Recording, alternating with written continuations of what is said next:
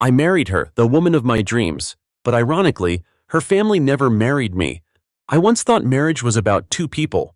Now I understand that some marriages mean you don't just marry one person, but an entire family, an ideology, and countless invisible burdens that no love can possibly bear. And this is the story of how I lost myself in my own home, where love was suffocated by interference, control, and never-ending prejudices. Hello there. I hope you're finding peace in every moment and aren't facing the invisible pressures that, at times, we all bear. This story isn't about a tragic drama or a grand war, but it's a warning about a type of silent violence, the control and interference from in-laws that can slowly, painfully, and subtly destroy happiness more than any argument. I hope my story can reach someone, help them recognize the signs, and find their own path before it's too late. I'm Anthony, 35, a construction engineer with a passion for building sturdy structures in Phoenix, Arizona. My life, until I was 25, was pretty straightforward: study hard, work tirelessly to help my Mexican immigrant family, and pursue my dream of independence. I grew up in a humble neighborhood with hardworking, honest immigrant parents. They taught me the value of labor, perseverance, and self-respect. These very values shaped me a practical, diligent man who always put family first. I met Marissa in my senior year of college. She was a business student, beautiful, intelligent, independent, and strong-willed. She had luscious golden hair, deep blue eyes like the ocean, and a radiant smile that could light up a room. Marissa came from a traditional American family, solidly middle class. Her father, George, was a retired military man, a tall, imposing figure with sharp, piercing eyes and a voice that boomed like thunder. Her mother, Susan, was a softer woman, but she seemed resigned and rarely voiced her own opinions. Our love blossomed quickly and intensely. Marissa was captivated by my sincerity, passion, and resilience. She said I was different, unlike the guys she used to date, who only knew how to party and enjoy life. Conversely, I was drawn to her intelligence, personality, and captivating beauty. We spent hours talking about our dreams, ambitions, and plans for the future. I thought Marissa was the woman destined for me, the one with whom I would build a peaceful home. But from the very beginning, I felt a chilling presence from her family, especially from George. The first time I visited Marissa's house to meet them, the atmosphere was suffocatingly tense. Her mother greeted me politely, but her eyes seemed wary. And George? He looked me up and down, his gaze evaluating and scrutinizing. He didn't say much, only occasionally asked blunt, cold questions like, "What do you do for a living? What do your parents do? Are you planning to establish yourself in Phoenix?" The questions seemed normal, but through his tone and gaze, I felt like I was being vetted, being compartmentalized in his mind. I answered as honestly and confidently as I could, saying I was a construction engineer, my parents were self-employed, and I intended to build my career in Phoenix, but the only response was a dismissive nod and a less-than-friendly look. I knew I wasn't the ideal son-in-law George desired. George was a principled, patriarchal, and somewhat old-fashioned man. He always wanted everything just so, according to the rules he set. In his eyes, an ideal son-in-law had to be white, from a solid family background, with a stable career and high social standing, or at least a prestigious family name. I, a Mexican-American guy, raised in an immigrant family, self-made since I was 16 through various odd jobs, didn't fit any criteria on his golden son-in-law list. He often made veiled remarks about differences in background, about two worlds, and about the right choices for his daughter's future. Marissa's mother, Susan, seemed heavily influenced by her husband. She rarely spoke out against him and always sought to maintain peace in the family. She seemed to like me, but that affection was overshadowed by her fear of upsetting her husband. I realized the first secret was that I wasn't just falling in love with Marissa. I was also confronting an invisible wall of prejudice and control from her family, especially from her powerful father, who always saw me as an outsider who would never be worthy. The first meeting lasted nearly 3 hours, and every minute was a challenge for me. George made no secret of his disappointment. He constantly compared me to some ideal guy he often mentioned, someone with an Ivy League MBA working on Wall Street. I felt like I was in an endless job interview, and the outcome was already predetermined. "Anthony," he said, after I had just finished describing a construction project I had poured my heart into, "the construction industry is tough, demanding a lot of effort. I think my daughter needs someone with a more stable job, less risky, like finance or law." I tried to keep my composure. "Sir, I love my job. I believe I can build a solid career and provide Marissa with a fulfilling life." He just sneered, a knowing smirk. Fulfilling? Everyone's definition of fulfilling is different. Young man, I've seen many cases. Young love often doesn't last when faced with the burdens of daily life. I knew he was deliberately trying to pressure me, trying to make me feel inadequate. But I loved Marissa, and I believed in our love. I dismissed his words, trying to prove myself through action. Despite my best efforts to make a good impression, I always felt like an outsider at Marissa's family gatherings. Every dinner, the conversation usually revolved around topics I couldn't participate in: stories about George's military past, antique collectibles Marissa's mother collected, or luxurious trips their family had taken. When I tried to contribute, usually with stories about my work or my passion for restoring vintage cars, the looks I received were polite but distant, or a reluctant nod. George, in particular, always subjected me to informal interviews. He'd ask me about my finances, my savings, my career plans for the next 5-10 years. He never asked me about my dreams, my values, or my love for Marissa. Everything was reduced to dry numbers, concrete goals, as if my life were a business project that needed thorough appraisal. "Anthony," he said during a Christmas dinner, as I was trying to help Marissa's mom clear the dishes, "have you thought carefully about the future? Construction engineering is a tough profession, demanding a lot of effort. I think my daughter needs someone with a more stable job, less risky. Chang Han Nu Tai Chin, Huak Lut Su." I tried to suppress my annoyance.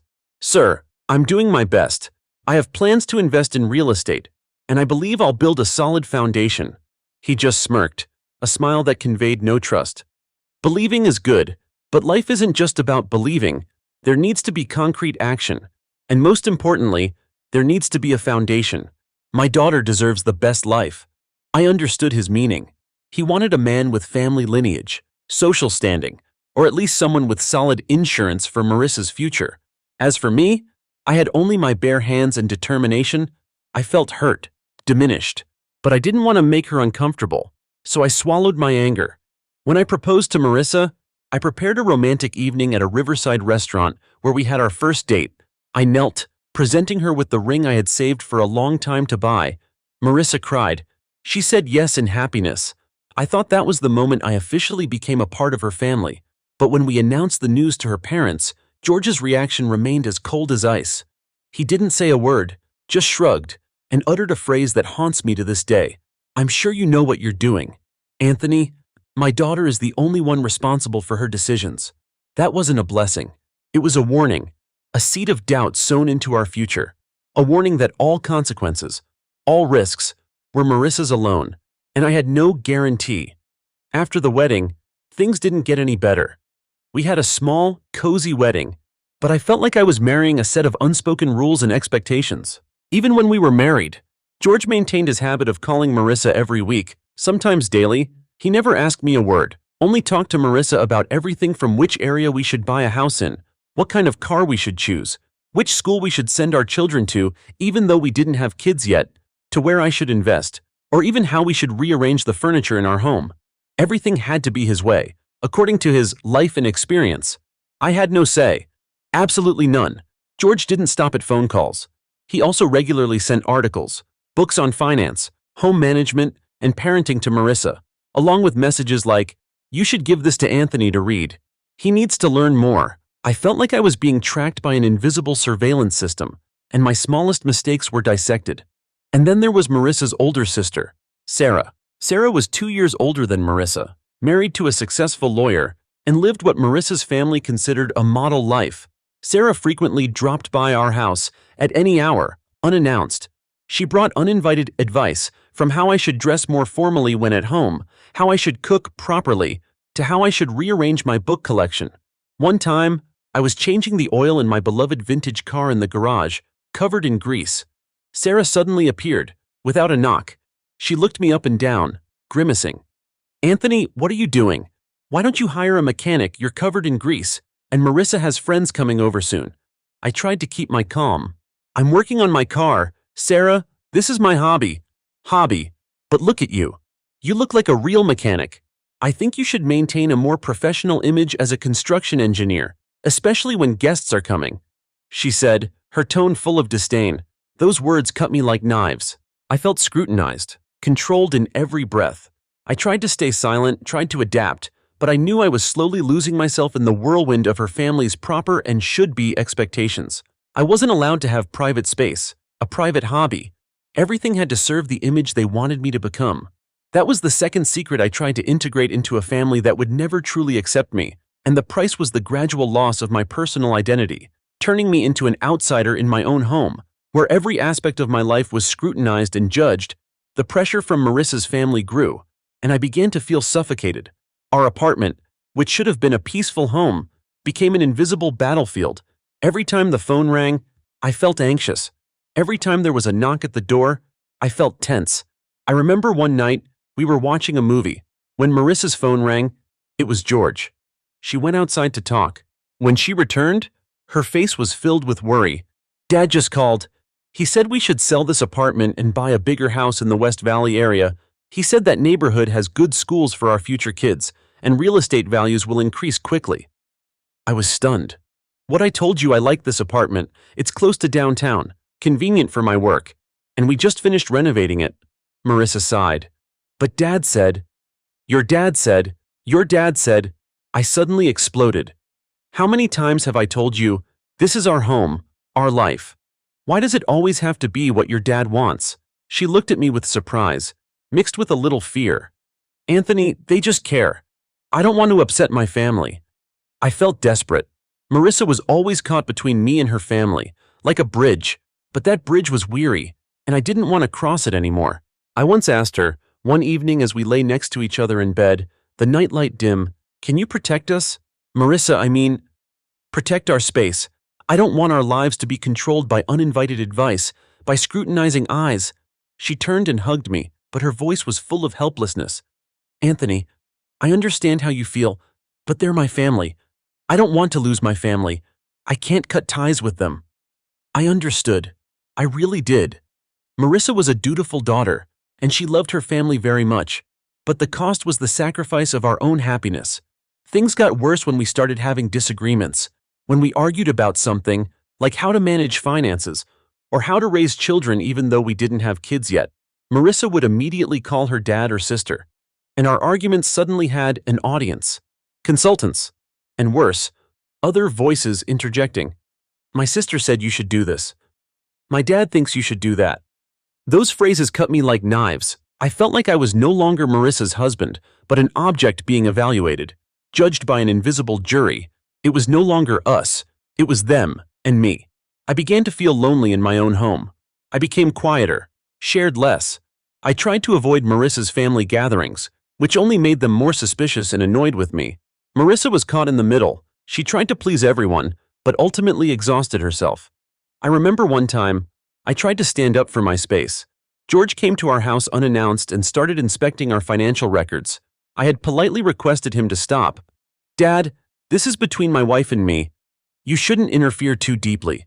George glared at me, his eyes blazing with anger. What did you say? I'm Marissa's father. I have a right to know how my daughter is living. Who do you think you are to forbid me? Marissa stood beside me, her face pale. She didn't say a word, just pulled my arm, signaling me to be silent. Her silence said it all. She couldn't stand by me. She couldn't protect me. I realized. The third secret was that Marissa, despite loving me, wasn't strong enough to protect our private space from her family's interference. She had become a bridge, but that bridge was weary, and I was standing in the whirlpool of loneliness and helplessness. I had lost my voice, lost my freedom, and most importantly, lost the feeling of being myself in my own marriage. The pain came not from arguments, but from the loneliness in my own home, where I was an outsider. The loneliness in my own marriage pushed me to the brink. I started to wonder if this was the life I wanted. Could I continue to live like a shadow? An outsider in my own family? I turned to my closest friends, the ones who had grown up with me in the old neighborhood. They were the ones who understood me best, who had seen me go from a kid with nothing to a construction engineer. I told them everything, hiding nothing. Anthony, you can't keep living like this. My best friend, Marco, said, you're losing yourself. Marriage isn't a prison. Marco's words were like a slap to my face. I realized I was wrong. I had tried so hard to please Marissa's family, tried so hard to conform to their rules and expectations, to the point where I had forgotten my own worth, forgotten what I truly wanted. Around this time, I coincidentally reconnected with Jessica, an old high school friend of Marissa's. I'd met Jessica through Marissa a few times, and she was one of the few of Marissa's friends I felt relatively comfortable talking to. One day, I was sitting in the old coffee shop that Marissa and I used to frequent when Jessica unexpectedly walked in. She recognized me and came over to say hello. After some polite conversation, for some reason, I felt like I could confide in Jessica a little about my marital difficulties. Jessica listened to me attentively. She nodded, her eyes full of empathy. "Anthony, I understand how you feel. Marissa and I used to be very close friends, and I know about the pressure she's under from her family, especially from George." She paused for a moment, as if considering something. Then she sighed, looking at me with regret. "Anthony, I don't know if Marissa ever told you, but before you, Marissa had a very deep relationship with someone named Alex." My heart suddenly pounded. Alex, that name. It had lingered in my thoughts for a long time, but I never knew the full story. "Alex was Marissa's first boyfriend," Jessica continued, her voice lowering. "He was the son of a very wealthy and influential family in Phoenix. He was an excellent athlete, a brilliant student, and George absolutely adored him. He treated Alex like his own son, and always wanted Marissa to marry Alex. Everyone thought they would get married." Jessica spoke of Alex with a strange reverence. Alex was the perfect son-in-law in George's eyes. He had everything he wanted: family background, money, talent, and a promising career. Marissa also loved Alex very much. Then Jessica's voice abruptly shifted to a sorrowful tone. "But then, an accident happened. Alex tragically died in a horrific car accident right before Marissa graduated from high school. It was a huge shock to the whole family. George seemed to never get over it. He became obsessed with the loss of Alex, and he started looking for another perfect version for his daughter, someone who could compensate for Alex's loss. He was afraid Marissa would go off track, and he wanted to control every aspect of her life to ensure she was safe and happy, according to his definition." I was stunned. All the pieces fit. George's attitude, Sarah's judgments, Marissa's helplessness, it all stemmed from the obsession with Alex. I wasn't Anthony, the talented construction engineer. I was just a replacement, a second choice after the ideal person was gone. And that's why they never truly accepted me. They always tried to control me, to mold me into the image they wanted, or to push me out of Marissa's life, because they feared I wouldn't be able to provide the safety and perfection that Alex had promised. I felt pain, but also a strange sense of liberation. Finally, I understood. It wasn't my fault. The problem wasn't with me or my love, but with a past trauma and the control of an obsessed father. That was the fourth secret. I was not her family's first choice, and I had unknowingly become a replacement for a lost love, someone they never truly accepted, no matter how hard I tried. The obsession with Alex had turned George into a controlling man, and I was a victim of that obsession, a secret revealed by someone close to Marissa. After discovering the secret about Alex and George's obsession, I felt a deep disappointment. I didn't blame Marissa. I knew she loved me and had fought for our love. She tried very hard. I remember one time, she bravely confronted her father when George openly criticized me at a party. "Dad, Anthony is my husband. You can't talk about him like that," Marissa had yelled, tears welling in her eyes, but George only responded with a cold stare, followed by long days of suffocating silence and tension. Marissa had to endure her father's silent rages, and that made her even more fearful, even more helpless. I clearly saw the struggle within her, between her love for me and her filial piety towards her family, but I couldn't continue living in a marriage where I always felt like an outsider, a replacement, never fully accepted. I had lost my voice, lost my freedom, and most importantly, lost the feeling of being myself in my own marriage. I tried to talk to Marissa one last time. I told her what I had read in her diary, and I expressed my feelings. "Marissa, I understand you fought for our love. I know you love me, but I can't keep living like this. I feel disrespected, not accepted in your own family. I don't want our lives to be controlled by their expectations, by the prejudices they have against me." Marissa cried a lot. She hugged me tightly, apologizing. "Anthony, I'm sorry. I know I hurt you. I tried. I tried to please everyone. I don't want to lose you, and I don't want to lose my family either." I looked into her eyes, and I saw her helplessness. I knew she loved me, but she wasn't strong enough to stand up and protect our love. She chose her family, and I respected that decision. But I couldn't continue sacrificing my happiness to hold on to a marriage that no longer had room for me. After 4 years of marriage, I suggested divorce. It was a painful decision, but I knew it was the only way for me to find myself again, to escape the shadow of her family. Marissa cried a lot. She begged me to reconsider. She said she would change, that she would stand up for me. But I knew it was too late. The cracks in our love were too wide, irreparable. We had tried everything, but the external barriers were too immense, too much for a relationship to bear.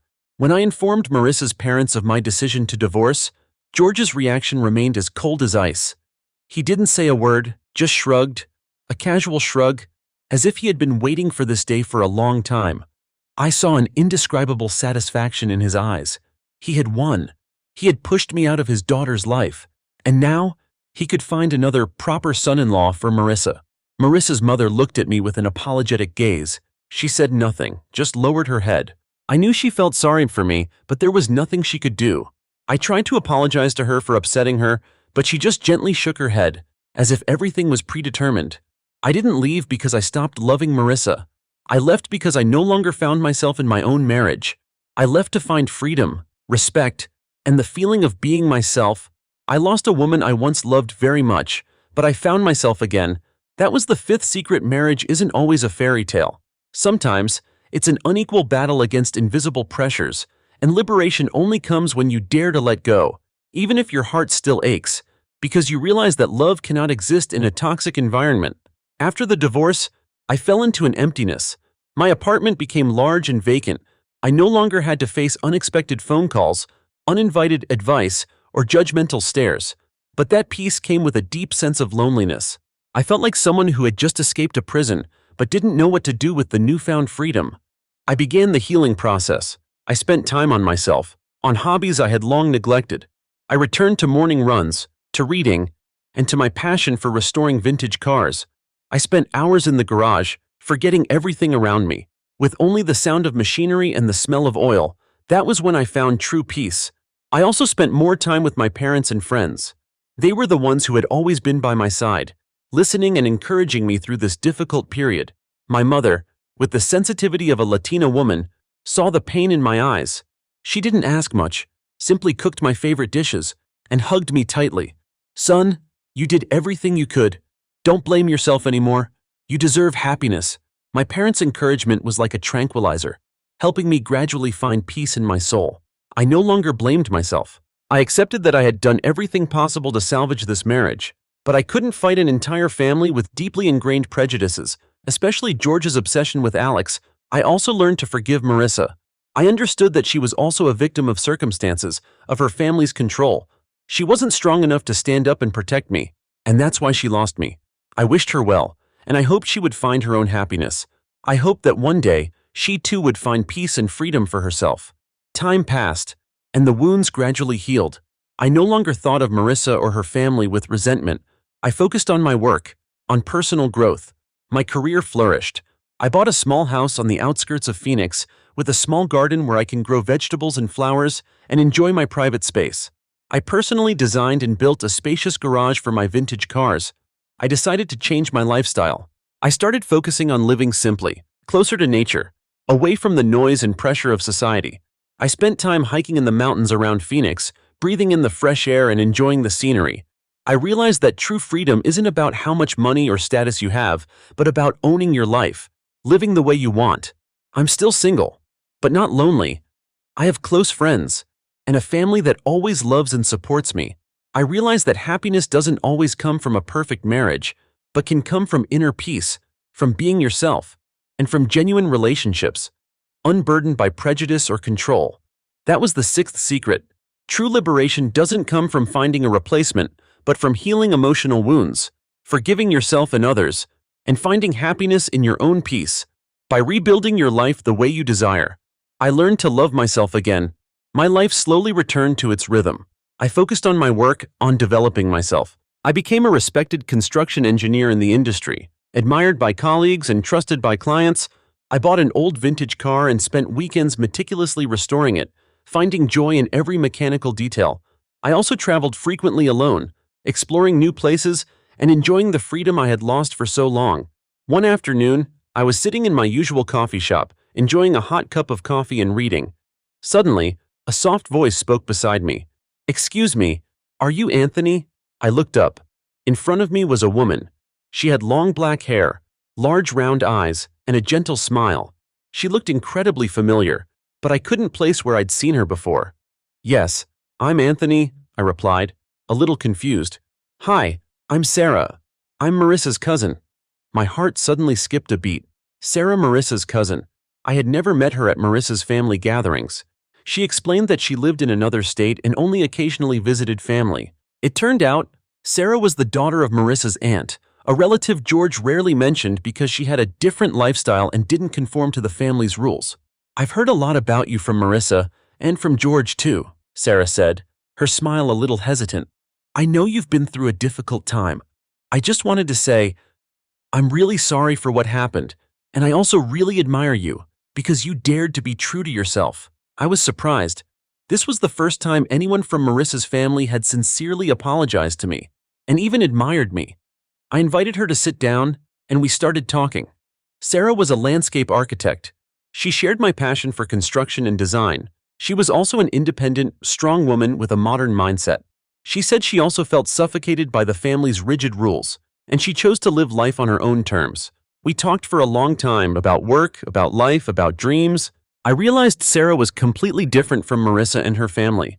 She wasn't influenced by prejudices or control. She had an objective view of everything, and she understood what I had gone through. She even burst out laughing when I told her about Sarah's visits and advice to me. We started meeting more often, initially for work discussions, then for walks in the park and cozy dinners. I felt like I could truly be myself around Sarah. She listened to me, respected me, and always supported my decisions. I found in her a kindred spirit, a soulmate I had always sought, and then, love came naturally, without haste, without pressure. It was a mature love, based on mutual respect, understanding, and trust. I no longer feared external prejudices or interference. I knew Sarah was the woman who would build a solid home with me, a place where I could truly be myself. I found love in the most unexpected place, within my ex-wife's own family, yet it was a completely different branch. Untainted by prejudice and control, I proposed to Sarah during a beautiful sunset at the Grand Canyon. She said yes, filled with happiness. This time, there was no family interference, no scrutinizing eyes, only love and peace. We had a small, intimate wedding, with only family and our closest friends. My parents were overjoyed, and they completely accepted Sarah. I knew this was true happiness. And here's the biggest secret. The final twist: I not only found new happiness, but also an unexpected redemption from Marissa's own lineage. Sarah, Marissa's cousin, was proof that not everyone in a family is the same. There are people willing to break old prejudices, open their hearts to new things, and bring light into your life. Happiness came from an unexpected place, and it healed the scars of the past, proving that letting go can lead to a much better new beginning. I found love, respect, and a family that truly accepted me. Even if it came from a different branch of the family tree, this was something I never dared to dream of. Marriage needs two people, but it also needs space for those two people to be themselves. If external family members intrude too much, failing to respect boundaries and private space, happiness will slowly slip away. My story is proof that sometimes we must dare to let go of what doesn't belong to us, what is hurting us, to find ourselves again and open our hearts to new happiness. Not everyone in a family is the same, and sometimes light comes from where you least expect it. Life always has its full circles and surprises, bringing us valuable lessons and opportunities to start anew. If you're facing invisible pressures from family in your marriage, remember that you are not alone. Learn to set boundaries, protect your private space, and most importantly, listen to your heart. Don't be afraid to seek help and never give up your belief in happiness. If my story has touched your heart, or if you have any thoughts or experiences you'd like to share, please don't hesitate to leave a comment below. Hit like and share this story so others can also find their voice, so they don't have to live in the shadows of invisible struggles. And don't forget to subscribe to the channel so you don't miss out on the next meaningful and emotional stories I'll bring to you. Thank you for listening, and please cherish the peace you deserve to have. I'll see you in the next video. Goodbye.